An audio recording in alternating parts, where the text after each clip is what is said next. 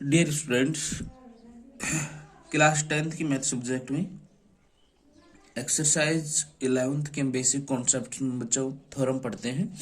और पहली जो थ्योरम है थ्योरम 11.1 है, जिसे हम आधारभूत अनुपातिक प्रमेय भी बोलते हैं।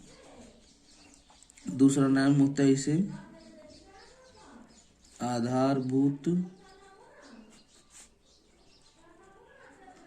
अनुपातिक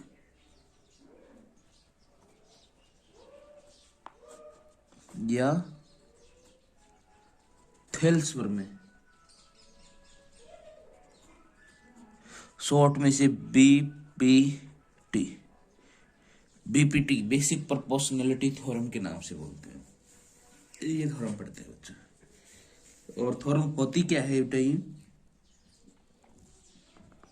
थ्योरम है किसी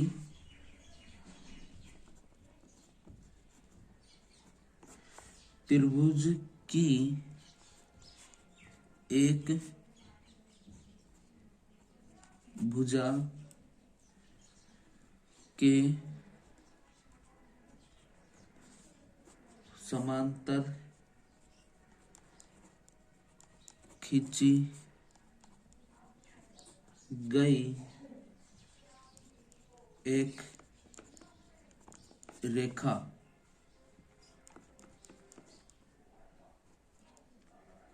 त्रिभुज की शेष दो भुजाओं को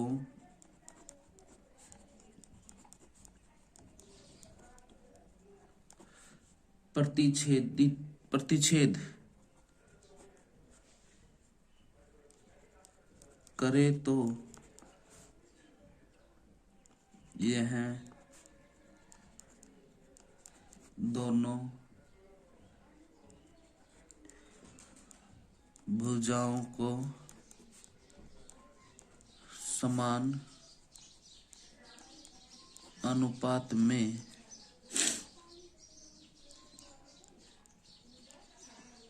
विभाजित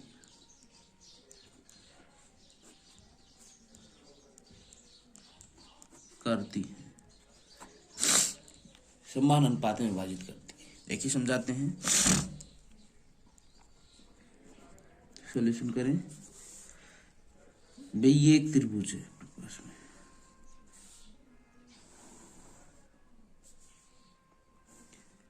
इसका नाम है ए बी सी। इस त्रिभुज की एक भुजा के समांतर, जैसे कि इस भुजा के समांतर में एक रेखा खींचता हूं, ये रेखा खींचते मैंने। अब ये रेखा क्या कर रही है? समांतर खींची गई रेखा त्रिभुज की शेष भुजाओं को प्रतिच्छेद कर रही है। बटा एक भुजा के समांतर खींची है इसके समांतर, तो इन दोनों भुजाओं को प्रतिच्छेद कर रही है। तो यह दोनों भुजाओं को समान अनुपात में विभक्त करती है। इनकी इसे मैं डी बोल दूं, इसे मैं क्या बोल दूं? ई। इनकी A D upon D B बराबर होगा ए ई अपॉन ई सी के। यही आपकी थ्योरम है। तो दिया है, दिया है क्या दे रखा है बच्चों? ए बी सी एक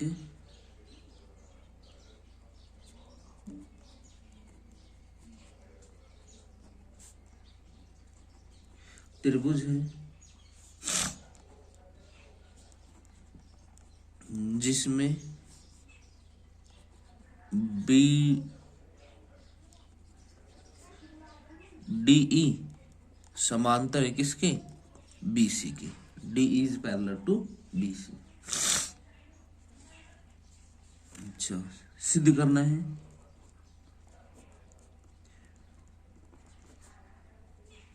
क्या सिद्ध करना है? कि समान भागों समान अनुपात में विभक्त होती है। समान अनुपात का मतलब A D upon D B बराबर होगा ए ई अपॉन ई सी के।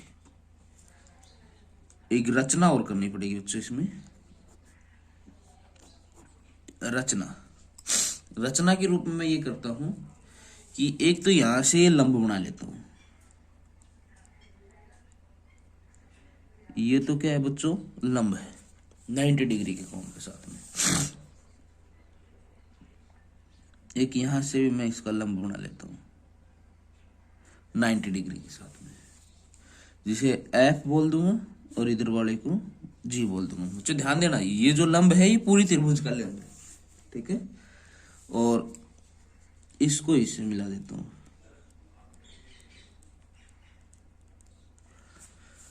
इनकी त्रिभुज ए बी ई, इस पूरी की ऊंचाई कितनी है, ई है, सॉरी ई एफ है। और इधर वाले त्रिभुज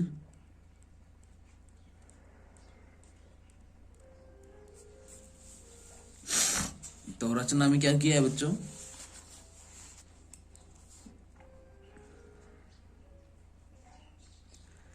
बी को ई से तथा सी को डी से मिलाया। अच्छा, और क्या काम किया बच्चों,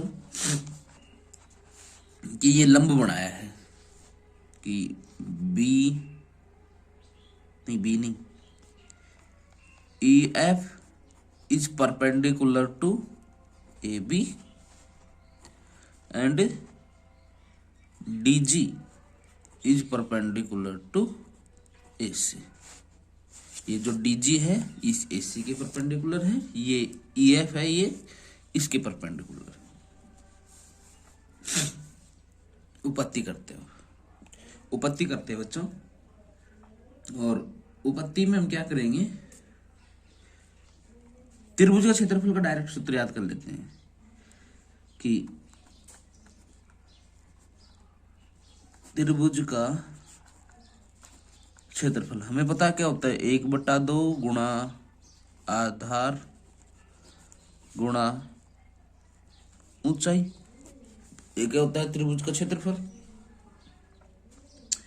यही काम करेंगे बच्चों, जो कि देखिए इस त्रिभुज की कौन से की ए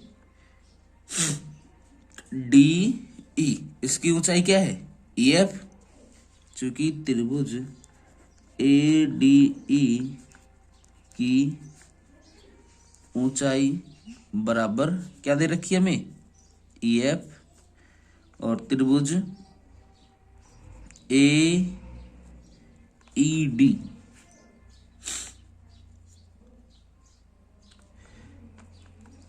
की ऊंचाई, इस वाले त्रिभुज की ऊंचाई है डी जी।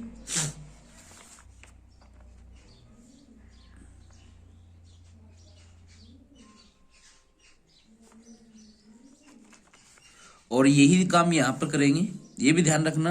आगे जिस प्रकार से ए डी ई की ऊंचाई ये है, इसी प्रकार से हम ये मान लेते हैं कि डी बी ई इसकी भी ऊंचाई कौन सी है ये भी है, क्योंकि त्रिभुज डी बी ई की देखो डी बी ई इसकी ऊंचाई भी क्या है ई एफ, और त्रिभुज इधर वाली की ई सी डी की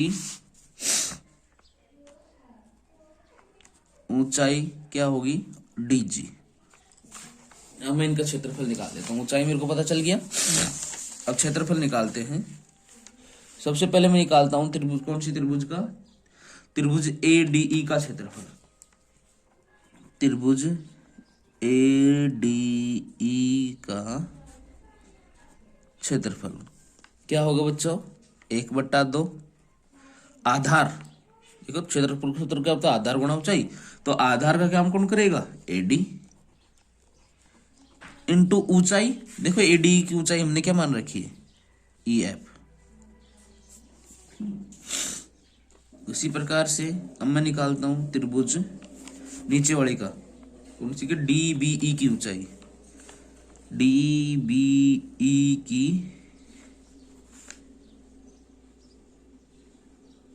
क्षेत्रफल क्या होगा 1/2 गुणा आधार, आधार क्या रहेगा इसका डी बी इंटू ऊंचाई, ऊंचाई वही रहेगी ई एफ, मैंने मान रखी है पहले ही। इस डी बी ई की भी ऊंचाई क्या है, ई एफ ही।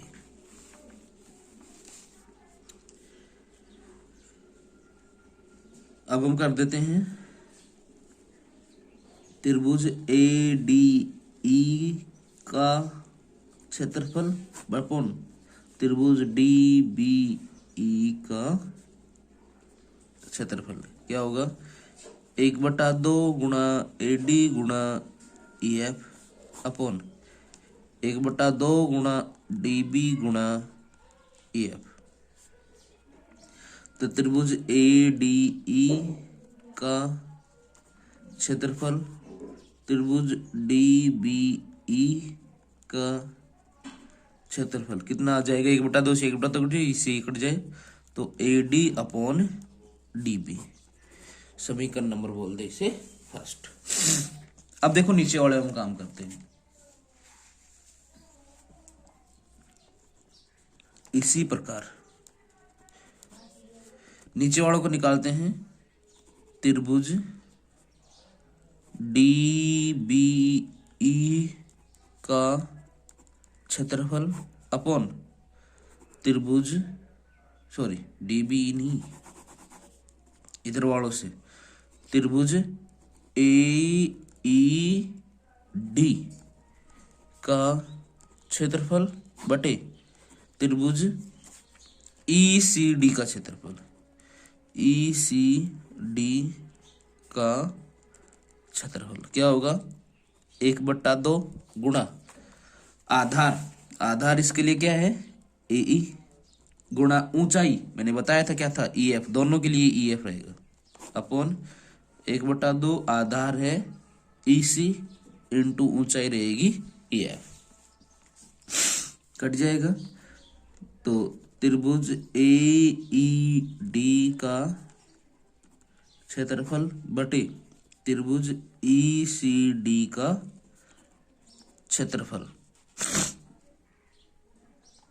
क्या होगा, ए ई अपॉन ई सी, इसे हम बोल देंगे समीकरण नंबर 2।